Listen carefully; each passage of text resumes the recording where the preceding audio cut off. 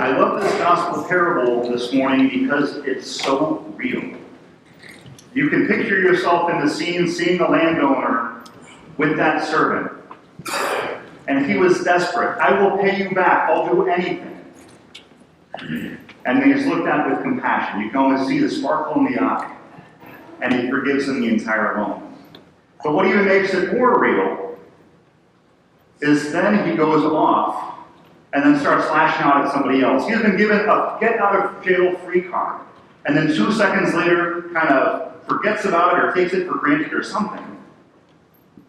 And then doesn't show the same love, mercy, and respect to another person. And I think it's part of our human condition. We get amnesia or something like that and just forget the great gift that we've received. I don't know about you, but none of us are perfect people. I know I'm definitely not. But still, Jesus Christ came. Jesus Christ suffered, died for us. He paid back the debt that we didn't owe, because he knows that we couldn't. It was too large of a debt that we could ever pay back. And he took it all with him up on that tree. We look at all these saints of mercy. We look at Jesus' life here on earth, especially when he was hanging on that cross. The people that spat at him, the people that persecuted him, the people that were putting him to death. What does he say? Lord, forgive them. They know not what they do. St. Pope John Paul II. There was an assassination attempt against him. And what does he do after the attempt? He goes and visits the man in prison who tried to kill him. The guy didn't ask for forgiveness, but he went and he forgave him. Maximilian Kolbe went in Auschwitz when he was in a death camp, would visit all the imprisoned at that death camp, and he himself had the death sentence, praying with them and praying for the captors in the spirit of mercy and forgiveness. Now, Jesus and saints, they set the bar very, very high. Because we know when we've been hurt, when things happen for us, we are human beings and we have emotion, we have pain, we have hurt, and we can say, how can I get to that point of ever getting to forgiveness? Now we have to go back to that free gift that we've received.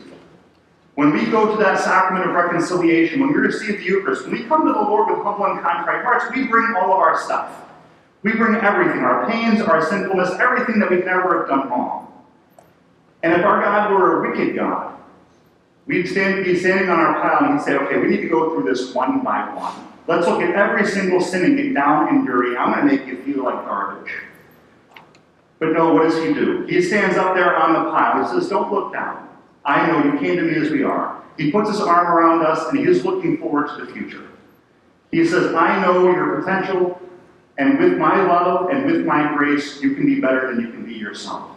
Let's move on together in love. Your sins are forgiven. It's such an incredible grace that we have been given. But the challenge is for us Christians to do the same to those that we encounter. Not to have amnesia and forget about it immediately once we receive that great gift, but pay it forward. How do we pay it forward? With the grace of God. We can't do it alone. We come here, we build up each other in love. We show example of encouragement and show examples of forgiveness in our own families, but also get the strength that only comes from God in the sacrament of the Eucharist, when we come to him as we are. It's such a great gift, and it's a free gift that we don't deserve. May we pay that forward when we leave that this church today.